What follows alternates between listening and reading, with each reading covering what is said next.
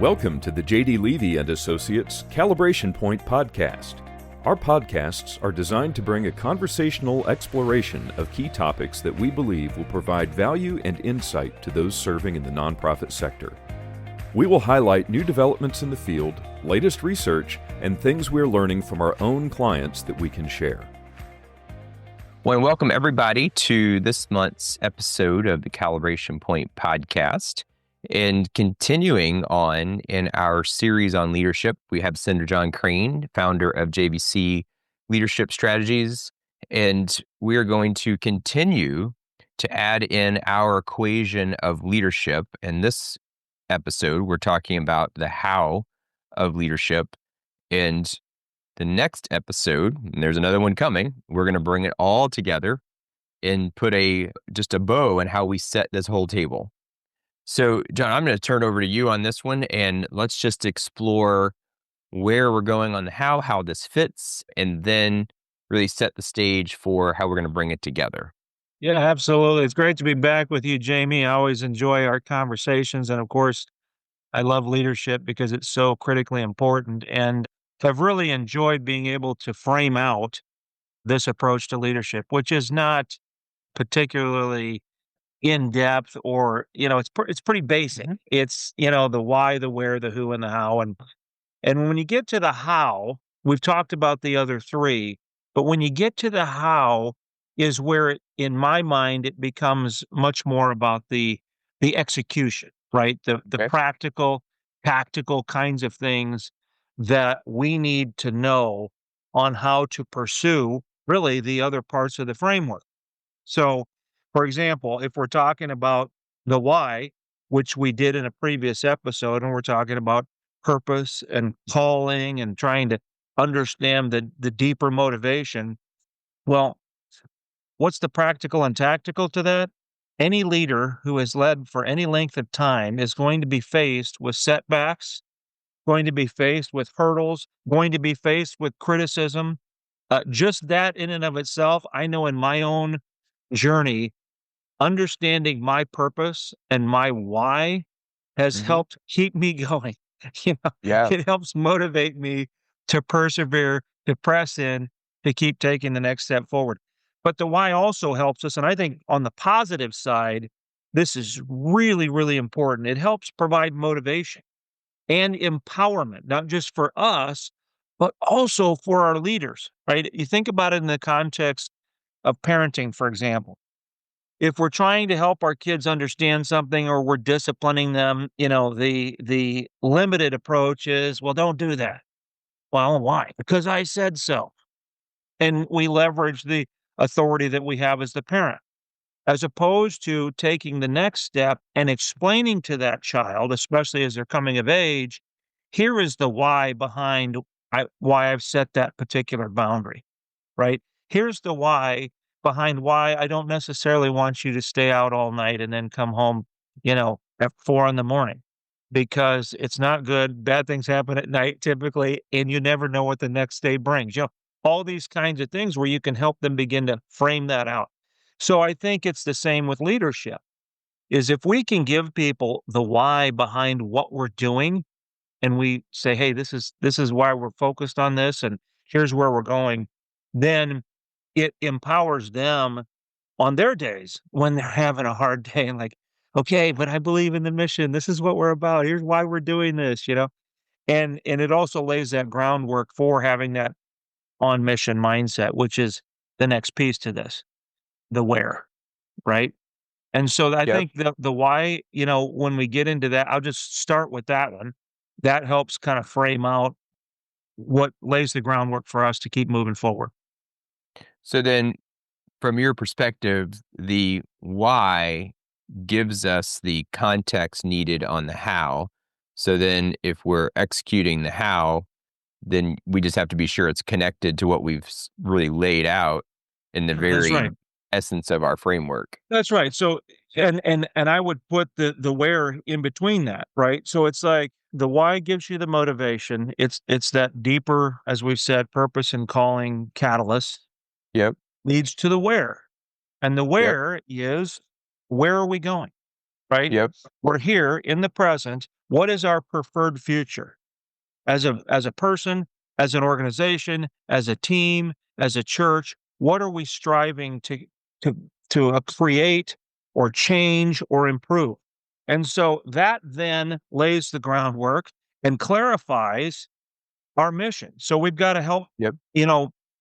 people understand this idea of mission clarity and alignment, to your point, right? Like, if we've cast this vision out there, and here's why we're doing this, we're going to go, impact our community because we think people matter or whatever it is, then saying, okay, how are we going to do that? What's the mission? Where are we trying to go? We want these metrics to be achieved in our community or our church or our organization. And it illuminates that desired future.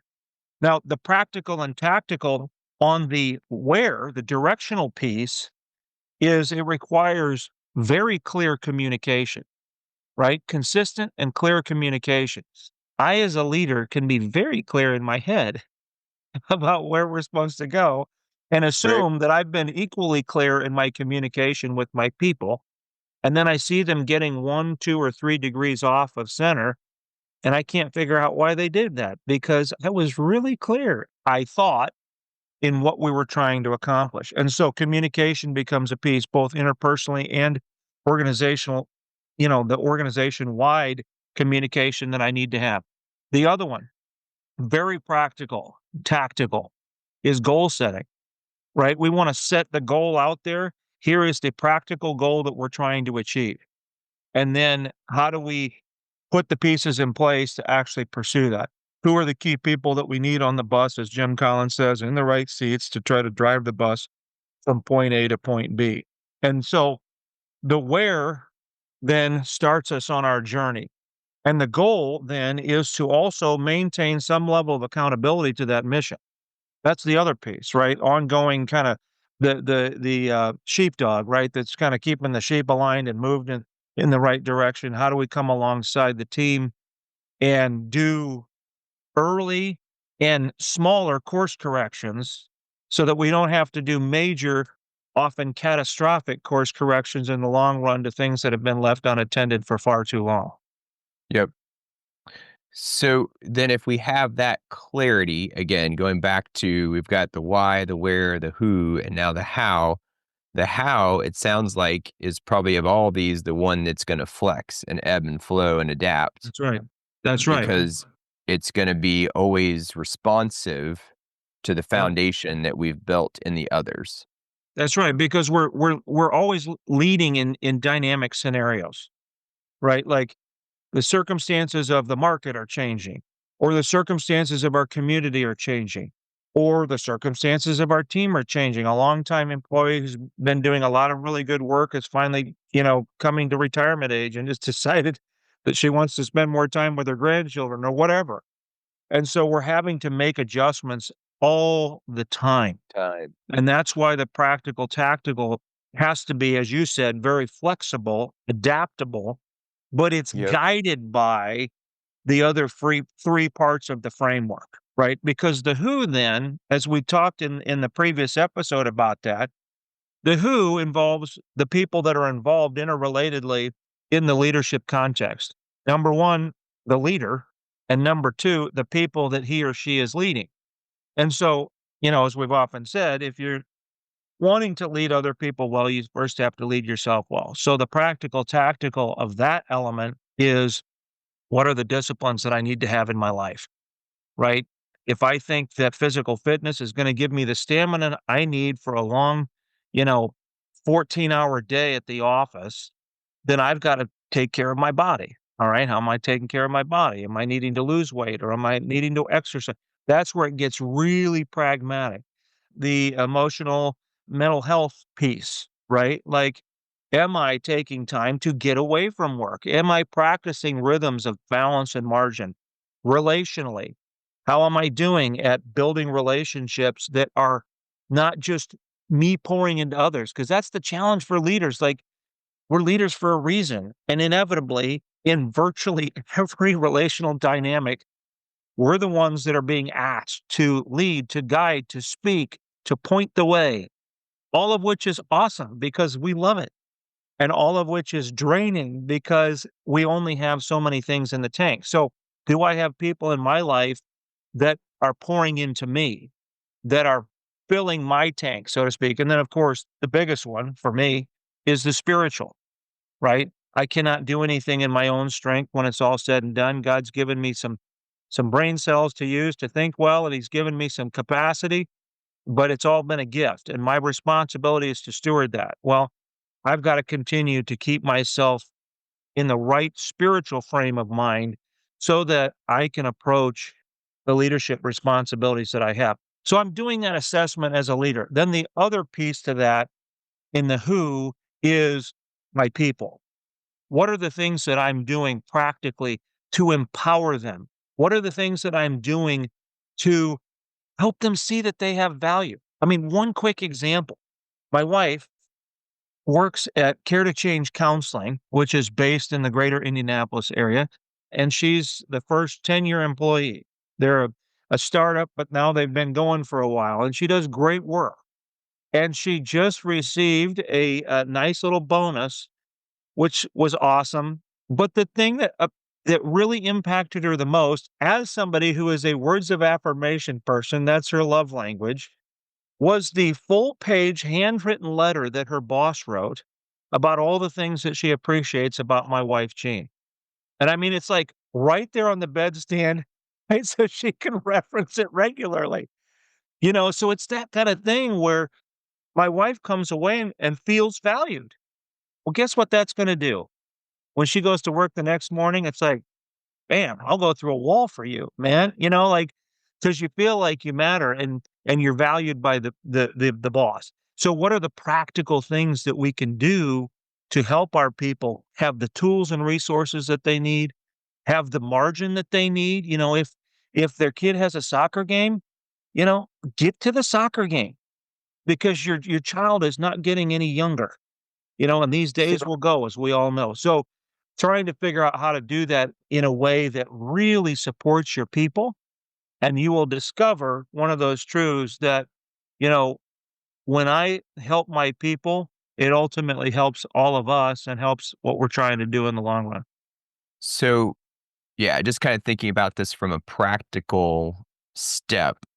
So if we went back again through the steps that we've laid out so far, so we've talked about the why, we've talked about the where, we've talked about the who, and now as we look at the how, I guess what it almost feels like is that this piece of the equation shouldn't require a whole lot of work if I've done the other pieces, because now all I'm doing is asking the question from those previous elements you've introduced, the why, the where, and the who. If I've done the homework on those, the how really just becomes a means to an end. And it shouldn't require a whole lot of me at this point because I've got clarity on those first three elements. Is that accurate? That's right. It'd be like being in college, and I will be the first to admit I was a self-proclaimed procrastinator. Despite all of the great advice from the adults in my life, don't wait till the end of the semester to start getting really serious. And inevitably, you know, 3 weeks from the end, it's like, oh shoot, I'm behind in my essay that I had to write. I'm behind in studying for my test.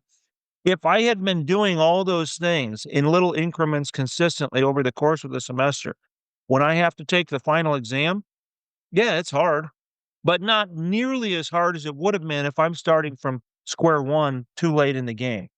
And so Right. if we think about that in relation to leadership and create an approach to leadership where we are putting these things in place, I'm putting the disciplines in my life in place on a regular basis. I'm developing the habits that I need every day to lead myself well in order to lead others well. As an organization, we're having regular communication meetings so that people are really clear. Yep. We talked way back on the episode talking about the why. If you were to ask the people in your organization, do they understand what your mission statement is?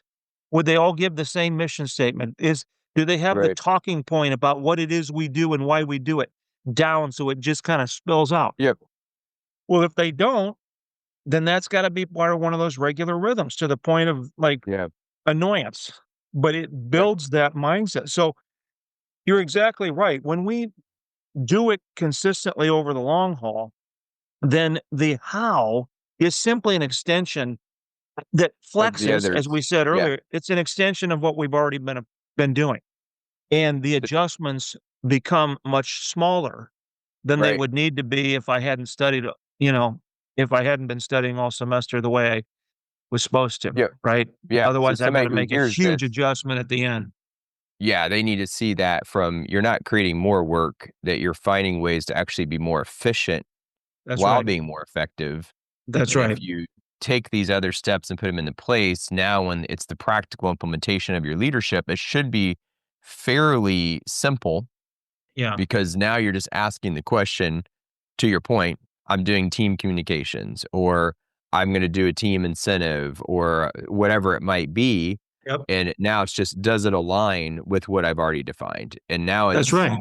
there's not a ton of extra work in that, which hopefully from what you're saying, that if I've done that work, as you just said earlier, that now this ought to just flow out of who I am as a leader.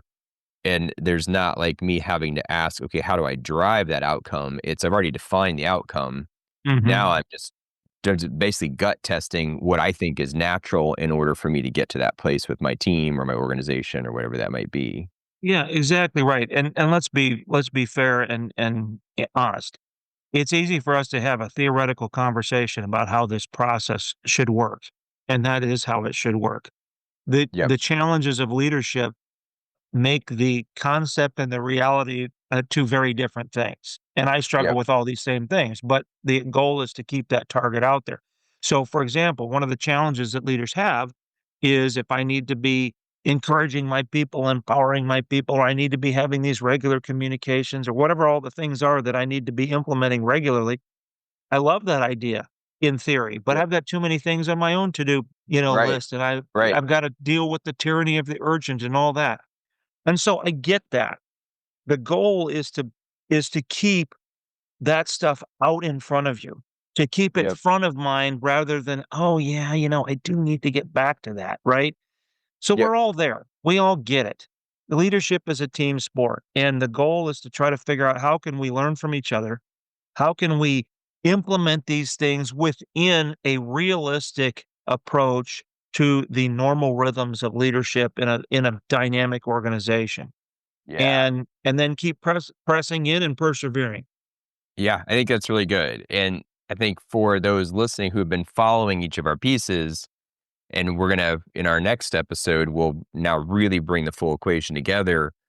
But to that point, I think it should give those individuals a bit of a respite saying, okay, now like there's not all of a sudden a whole bunch of work I have to do. I just got to make sure I know who I am, as we've already defined those three characteristics of my own personal leadership.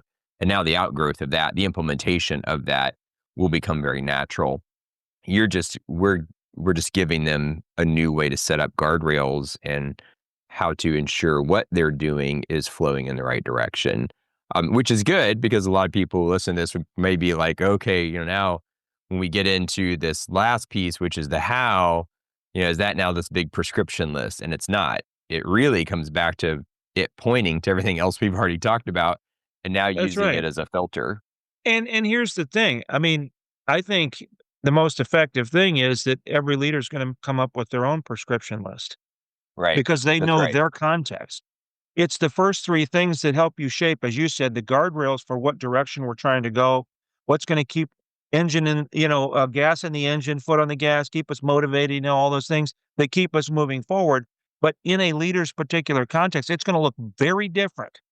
The prescription for a CEO in a business versus the lead pastor in a church. Yeah. There's a That's lot right. of overlap, there's a lot of commonality, but contextually in that particular environment, there's gonna be some different things we're gonna need to do, and Yep. I believe that leaders have the capacity to do that, right? We all lead towards our own self-interest, and I don't mean that selfishly, I mean Yeah. that we don't wake up in the morning as leaders and go, "Man, I can't wait to make the world a little worse today." Like, Yep. you're setting out to try to do good, and we have been given some God-given capacity to do some things, and we're learning and growing together, as we said. So you are going to know, hey, here's kind of a prescription answer to a problem we're trying to figure out Right. in our particular context. In light of Yeah. the big things that are framing up our guardrails. Yeah. No, that's great. I think that is a great place for us to allude to why you need to tune into the last segment on this framework, so that we can show the whole table and now how the pieces synergize together. That's right.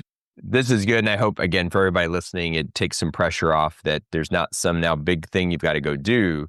It's make sure that you're really taking into heart the things that we've been working on in these segments as we go forward. And I look forward to now bringing it home in our final segment. So everybody will need to tune in for that one.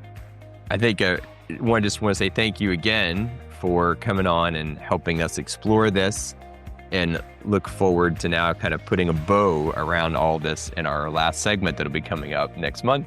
So I so appreciate it. Absolutely. Thank you very much. My pleasure. Thanks for listening to the J.D. Levy & Associates Calibration Point Podcast.